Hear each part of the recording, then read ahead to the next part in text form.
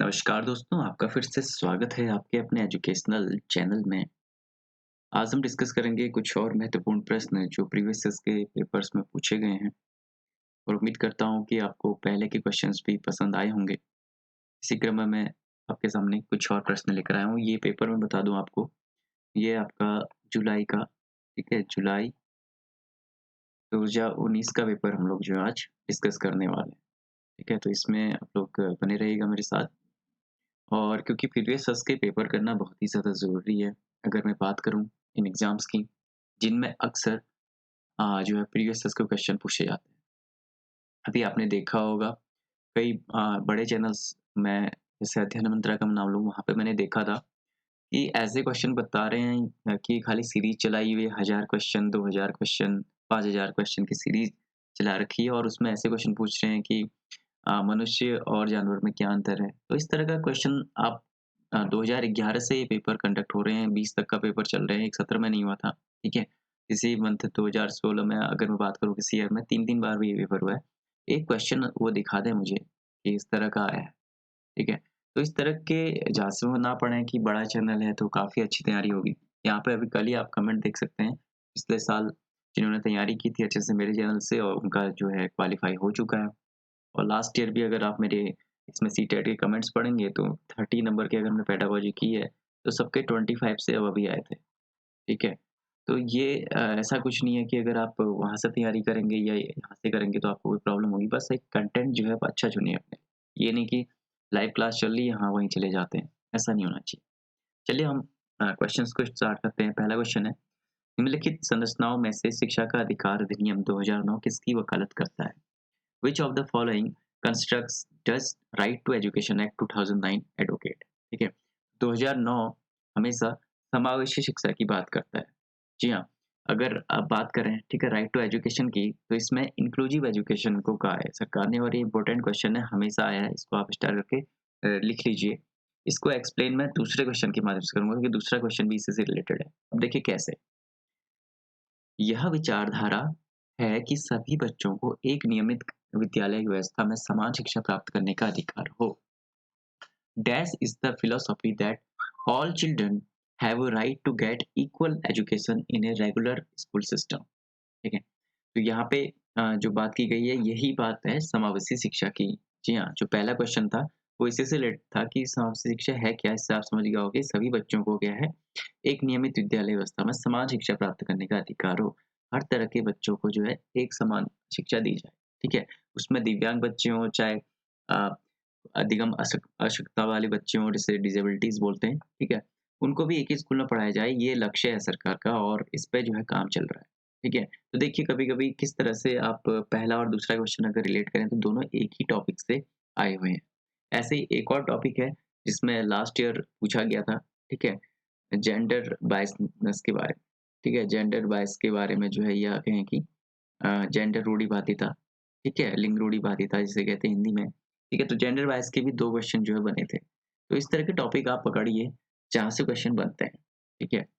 अगला देखिए, एक शिक्षक को चाहिए कि, ठीक है? एक शिक्षक को क्या चाहिए कि वह विशेष संस्कृतियों या समुदाय के बच्चों को बढ़ावा दें, ठीक है? या वह विद्यार्थियों की भी सांस्कृतिक विभिन्नताओं तथा विविधता की अनदेखी करे। वह संप्रेषित करे कि वह शख्स में सभी संस्कृति का सम्मान करती है एवं महत्व देती है। जी हाँ, हमें यस क्वेश्चन आंसर हमारा सही मिल गया कि communicate that she respects and values all cultures in the classroom. ठीक है, अगर आप देखें कि विशेष संस्कृति के बच्चों को बढ़ावा देना ये गलत माना जाएगा, ठीक है? किसी एक ही संस्कृति की बात कर रहे हैं, समुदाय की, और विभिन्नताओं की अनदेखी नहीं कर सकते हैं, ठीक है? और विद्यार्थियों के बीच तुलना करना तो गलत ही माना जाता है। तो ये तीनों ऑप्शन गलत हैं, ठीक है? हमारा राइट आंसर थर्ड निकल के आ गया, ठीक है? कुछ क्वेश्चन तो बहुत ही सरल इसमें आते हैं, तो उनको आप इज़िली कर लेंगे। फोर्थ वन देखिए, बच्चे प्रभावी रूप से सीखते हैं तब, ठीक है? जब चिल्ड्रन लर्न इफेक्टिवली, कब वो अ, इफेक्टिवली सीखेंगे, ठीक है? तो क्या होगा कि वे विभिन्न गतिविधियों एवं कार्यों में सक्रिय रूप से भाग लेते हैं। They actively participate in different activities and task, ठीक है? बच्चे तभी अच्छे से सीखते हैं जब खुद वो कार्य करते हैं, ठीक है? तब जाके उसे सीखते हैं, ठीक है? इसे कहते हैं करके सीखना, प्रोजेक्टिव विधि का ही ये सिद्धांत है, ठीक है? प्रयोगात्मक कार्य वगैरह उन लोग बच्चों को दे जाते हैं और उससे वो एक समूह में सीखना जो है उनमें सीखने की भावना पैदा होती है समूह में और विभिन्न गतिविधियों और क्रियाकलापों द्वारा ही जो है वो प्रभावी रूप से सीख पाते हैं। तो राइट आंसर हो गया थर्ड। ठीक है? तथ्यों को याद करना कभी भी गलत माना जाएगा। ठीक है? श्यामपट्ट पर लिखे हुए उत्तरों की नकल करना तो गलत ही माना जाएगा और सभी घटनाओं को शिक्षक अगर शिक्षक जो है यहाँ पे अथॉरिटी नेचर नहीं होगा शिक्षक का। ठीक है? अगला देखिए, बच्चों को कक्षा में प्रश्न अगला है children should dash questions in the class. तो बच्चों को क्या होना चाहिए कि पूछने के लिए प्रेरित करना चाहिए। कभी भी जो है बी एनकरेज टू आस्क। ठीक है? हमेशा बच्चों को प्रश्न पूछने के लिए क्या करना चाहिए? एनकरेज करना चाहिए किसी भी शिक्षक ने। ठीक है? हतोत्साहित करना यानी डिस्करेज करना गलत बात है। ठीक है? अनुमति ना देना भी गलत है और पूछने से रोकना चाहना ये भी गलत है। तो कुछ क्वेश्चन तो इसमें आएँगे कि आपको तीनों ही ऑप्शन जो है गलत मिल जाएँगे और आपको सही ऑप्शन अपने आप ही मिल जाएगा। अगला है निम्नलिखित में से कौन-सी एक मुख्य प्रक्रिया नहीं है जिसके द्वारा सार्थक अधिगम घटित होता है? Which of the following is not a key process through which meaningful learning occurs? ठीक है? मीनिंगफुल लर्निंग जो है कि किससे नहीं होगी। ठीक है? तो हमेशा अगर मैं बात करूँ तो कंठस्थीकरण एवं स्मरण, ठीक है? मेमोराइज़ेशन एंड रिकॉल ये क्या है कि मुख्य प्रक्रिया नहीं है। ठीक है? मतलब जिससे क्या हो कि सार्थक अधिगम, ऐसा अधिगम जो आपके साथ बना रहे हमेशा के लिए। ठीक है? तो मेमोराइज़ेशन एक तरह से रॉट लर्निंग में ही आ जाता है। ठीक है? कभी-कभी रॉट लर्निंग कहें कि या अ, रटना इसे कहते हैं ना, इसमें आ जाएगा। ठीक है? ऐसे करना। तो इससे कोई सार्थक अधिगम नहीं होगा। पुनरावृत्ति अभ्यास से हो जाएगा। ठीक है? और निर्देश एवं संचालन से हो जाएगा, इंस्ट्रक्शन और डायरेक्शन से और अन्वेषण एवं वास्तविक क्रिया से तो बहुत अच्छा सार्थक अधिगम होता है। ठीक है? तो राइट आंसर हो गया हमारा फोर्थ वन। नहीं पूछा है तो हमने सही आंसर दे दिया। अगला देखिए अब ये मिलान संबंधी प्रश्न आ गया है एक कि निम्नलिखित में से कौन-सा स्तंभ क के बच्चों को स्तंभ ख में उनकी प्राथमिक विशेषताओं के सही मिलान को प्रस्तुत करता है? Which of the following represents the correct matching of children in column A with their primary characteristic in column B? ठीक है? तो अगर आप इसमें देखें, अब ऑप्शन देख लेते हैं पहले गिफ्टेड बच्चे किसमें आ जाएँगे? ठीक है? प्रतिभाशाली क्या आएगा? धारापात पढ़ने में कमी नहीं होगा, मूल समाधान के बारे में सोच सकता है, आसानी से विचलित होने की आदत है या शीघ्रता से स्वतंत्र एवं स्वतंत्र रूप से सीखने की योग्यता। ठीक है? इसमें मिल जाएगा हमारा पहले का, ये हो जाएगा कि शीघ्रता से एवं स्वतंत्र रूप से सीखने की योग्यता हो जाएगी यानी कि ability to learn quickly and independent. ठीक है? इंडिपेंडेंटली वो जो है सीख सकता है। ठीक है? प्रतिभाशाली वाला। अधिगम अशक्तता की बात करूँ, अधिगम अशक्तता क्या होगा? जो है उसमें क्या होगा कि अ, लर्निंग डिसेबिलिटीज़ की अगर हम बात करें, ठीक है? तो सही इसका उत्तर हो जाएगा। तो यहाँ पे देखिए, ठीक है? अधिगम अशक्तता की अगर मैं बात करूँ लर्निंग डिसेबिलिटी की तो उसमें धारा प्रवाह पढ़ने में कमी हो सकती है। ठीक है? धारा प्रवाह पढ़ने में कमी हो सकती है यानी कि लैक्स रीडिंग फ्लुएंसी। फ्लुएंसी में अगर रीडिंग में प्रॉब्लम है तो लर्निंग डिसेबिलिटी एक प्रकार की और वो कौन-सी है? डिस्लेक्सिया। ठीक है? ये भी माइंड में रखिए। सृजनात्मक सृजनात्मक जो क्रिएटिव बच्चा होगा वो मूल समाधानों के बारे में सोच सकता है। Creative can think of original solution.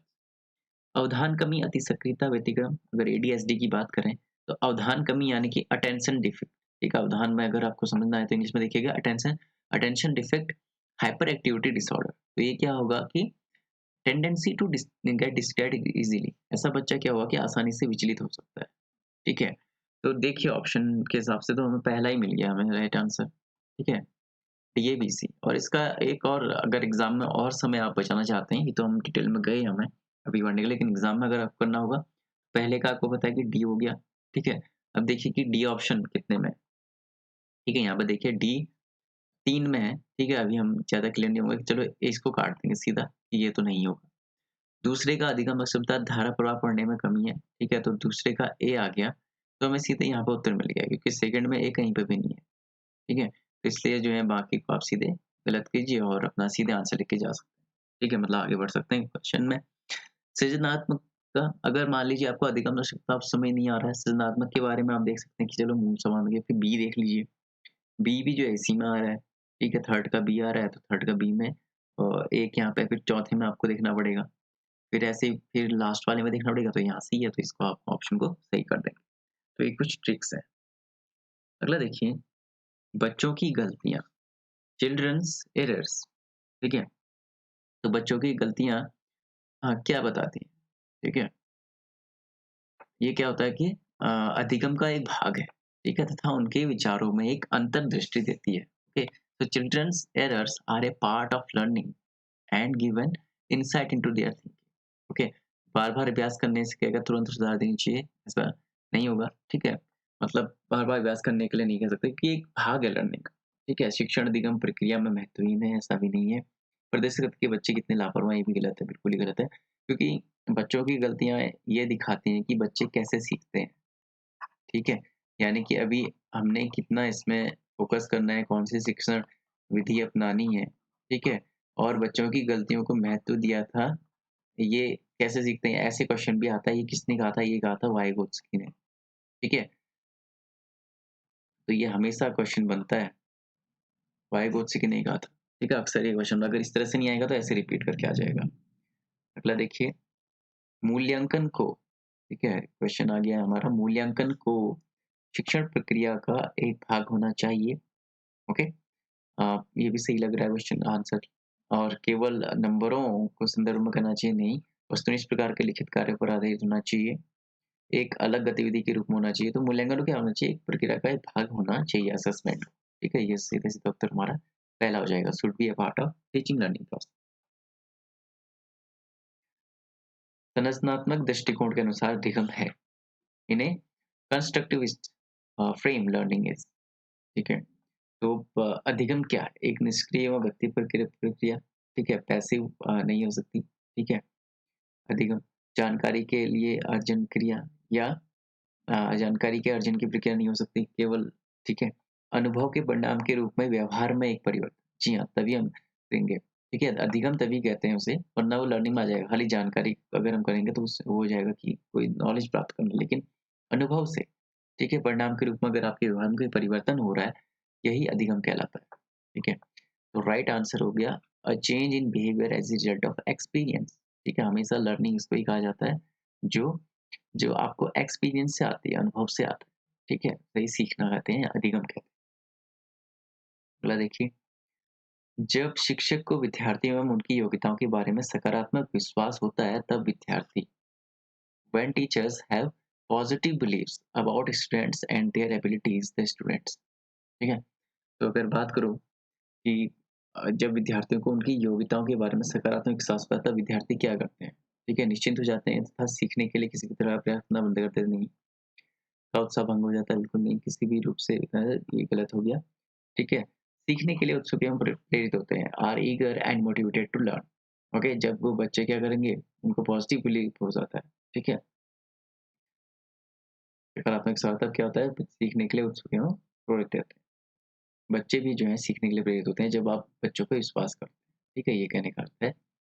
अगला है, एक शिक्षक बच्चों को प्रभावी रूप से समस्या समाधान करने में सक्षम बनाने के लिए किस तरह से प्रोत्साहित कर सकती है? A teacher can encourage children to become effectively problem solvers by, ठीक है? प्रॉब्लम सॉल्वर कैसे उन्हें बना सकती है, ठीक है?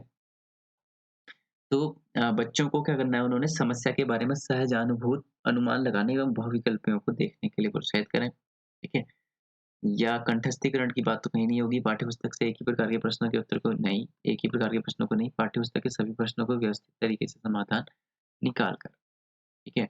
तो खुद ही निकाल देंगे तो क्या फ़ायदा है? तो क्या करेंगे वो, encouraging children to make institutive या जो इंट्यूटिव गेसेस हैं and to look at multiple solution to the problem, ठीक है? मल्टीपल सॉल्यूशन देखने की कोशिश करेंगे कि एक से ज़्यादा संविधान जितने भी आप कहें कि एक से ज़्यादा समाधान देखने की कोशिश करेंगे, ठीक है बच्चे? तो उससे क्या होगा कि उनकी क्रिएटिव थिंकिंग बढ़ेगी, ठीक है?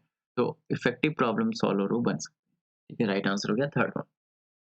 अगला है, वह विधियाँ जिनके प्रयोग में प्रयोगात्मक की स्व पहल व प्रयास शामिल है, निम्न में से किसका उदाहरण है? Use of methods where learners own initiative and efforts are involved, okay, is an example of, बच्चे का क्या है कि जब वो या कोई भी व्यक्ति जब खुद से विद्यार्थियों की बात यहाँ पे कर रहा है वैसे, तो खुद से सीखना चाहे, ठीक है? तो आप निगनात्मक विधि कहेंगे, लर्नर सेंटर्ड मेथड कहेंगे, परंपरागत विधि कहेंगे या इंटरपर्सनल इंटेलिजेंस, ठीक है? तो ये आ जाएगा इंटरपर्सनल इंटेलिजेंस में अंतर व्यक्ति जो है बुद्धि की बात वो कर रहा है। अगला है, नीचे लिखी हुई स्थिति किस सिद्धांत को दर्शाती है? जो विद्यार्थी अच्छा प्रदर्शन नहीं कर पाते हैं, वे महसूस करते हैं कि पर्याप्त रूप से अच्छे नहीं हैं और हतोत्साहित महसूस करते हैं। तब उनमें बिना प्रयास के कार्य को आसानी से छोड़ देने की संभावना है। ठीक है? तो ये किस सिद्धांत को दर्शाते हैं? संज्ञान एवं संवेग संबंधित नहीं है, आनुवंशिकता एवं पर्यावरण अलग नहीं है, आनुवंशिकता एवं पर्यावरण संबंधित नहीं है, संज्ञान एवं संवेग अलग नहीं है। ठीक है? तो राइट आंसर है कि जो यहाँ पे बात करें क्योंकि पर्याप्त रूप से अच्छे नहीं है, उनको क्या किस तरह का मिल रहा है, ठीक है, अच्छा प्रदर्शन नहीं कर पाते हैं, पर्याप्त से अच्छे नहीं मिलते हैं, तो ये और किसी भी कार्य को वो क्या करते हैं, आसानी से छोड़ देते हैं, ठीक है? तो यहाँ पे जो राइट आंसर हो जाएगा दोस्तों, वो हो जाएगा आपका कि संज्ञान और संवेग अलग नहीं है, ठीक है? राइट आंसर हमारा हो जाएगा 4th वन, क्योंकि आप देखिए कि बच्चों क्या कि अगर उन्हें कॉग्निशन कम है, ठीक है? मान लीजिए कि उन्हें अभी जो है नॉलेज कम है, ठीक है? उनके नंबर अच्छे नहीं आ रहे हैं या कहें कि किसी भी कारण से हो सकता है, लेकिन इमोशन उसमें जुड़ गया है, ठीक है? इमोशंस क्या हो गए उनके, वहाँ पे जुड़ गए हैं उनके, ठीक है? जो उनके संवेग हैं कि वो खुद से ही हतोत्साहित पहले ही महसूस करने लग गए हैं कि जो है हम अच्छा नहीं कर पा रहे हैं, ठीक है? तो वो आगे भी अच्छा नहीं कर पाते हैं क्योंकि उनके इमोशंस उससे जुड़ गए हैं। अगर उन्हें थोड़ा-सा प्रोत्साहित किया जाए, ठीक है? उनमें ऐसे इमोशन पैदा किए जाएँ कि चलिए अभी नंबर अच्छे नहीं आए हैं या तो आगे आप क्या आ सकते हैं। तो इसलिए क्या हो जाएगा कि वहाँ पे जो राइट आंसर हमारा है 4th वन हो जाएगा, ठीक है? अगला देखिए कि निम्नलिखित में कौन प्राथमिक समाजीकरण का माध्यम है? Which of the following is the primary socialising agency? Primary की बात की है, प्राइमरी क्या हो जाएगा आपकी विद्यालय सॉरी प्राइमरी हो जाएगा आपका परिवार, ठीक है? प्राइमरी हो जाएगा आपका परिवार क्योंकि प्राथमिक की बात की है, ये विद्यालय का मैं ऐसे बताना चाह रहा था आपसे कि ये द्वितीयक में आता है, ठीक है? और ये क्यों आता है क्योंकि इसमें आप कहें कि बच्चा घर से सीखने के बाद या उसके आस-पड़ोस का भी पास-पड़ोस भी दे देते हैं प्राथमिक में, ठीक है? आस-पड़ोस ये दोनों आ जाएँगे आपके प्राथमिक में और विद्यालय और मीडिया जो है ये द्वितीयक में आ जाता है, सेकेंडरी में आ जाता है, ठीक है? ये अक्सर पूछा जाता है, इन्हीं में से रिपीट करते हैं, एक बार पूछेंगे आपसे प्राथमिक सामाजिकरण, एक में पूछेंगे द्वितीयक। तो द्वितीयक में आपका स्कूल और मीडिया आ जाएगा और प्राथमिक में परिवार और आस-पड़ोस, ठीक है? तो ये थे कुछ क्वेश्चन्स, उम्मीद करता हूँ आप लोगों को पसंद आए होंगे। 15 क्वेश्चन अभी हम किए हैं, यानी कि वीडियो ज़्यादा लंबा ना हो इसलिए 15 क्वेश्चन जो है हम आने वाले नेक्स्ट वीडियो में करेंगे। वीडियो पसंद आए तो लाइक ज़रूर कीजिएगा और शेयर कीजिएगा ज़्यादा से ज़्यादा। वीडियो को अच्छे से एक बार देख लीजिए, समझ लीजिए, ठीक है? ये मत सोचिए कि वीडियो लंबा है या छोटा है, अगर आप चीज़ों को समझेंगे, क्वेश्चंस को अगर डीप में जाके समझेंगे, तो इसी तरह के क्वेश्चन रिपीट होते हैं, ना कि ऐसे जो सो कॉल्ड चैनल्स में बताए जा रहे हैं कि हम तो एजुकेशन को समर्पित हैं, ये हैं, वो हैं। लाइव क्लासेस रखते हैं और 1-1 घंटे तक मतलब ऐसे क्वेश्चन वो बता रहे हैं जो किसी काम के नहीं है, ठीक है? तो मुझे नहीं लगता कि उनमें से एक भी क्वेश्चन अगर वो रिपीट हो जाए या एक भी क्वेश्चन उनका बताया हुआ आ जाए, तो मैं इतनी वीडियोज़ बनाना ही छोड़ूँगा, ठीक है? तो मेरा चैलेंज है, जो भी उन्होंने 1000 की सीरीज़ दी है, ठीक है? अगर उसमें से एक क्वेश्चन भी आप लोगों को मिल जाए तो आप कमेंट ज़रूर कीजिएगा, ठीक है? और अच्छी तरह से तैयारी करनी है तो इसमें वीडियोज़ बहुत से हैं, 200 से ऊपर वीडियोज़ हैं। कोई टॉपिक आपको समझ में ना आ रहा हो, कहीं पर कुछ पर्टिकुलर डिफ़िकल्टी हो, ठीक है? आप चाहे किसी भी एग्ज़ाम की टीचिंग एग्ज़ाम की तैयारी कर रहे हो, सीटेट की कर रहे हो, एलटी की कर रहे हो, वहाँ पे मैं आप लोगों को पेडागॉजी अच्छे से करवा रहा हूँ और स्क्रीनिंग टेस्ट जो लेक्चर का है उसकी भी हम तैयारी आजकल कर रहे हैं, ठीक है? और एपीएस एग्ज़ाम की तैयारी तो आपको कराता ही हूँ। तो मिलते हैं आपसे नेक्स्ट वीडियो। Thank you.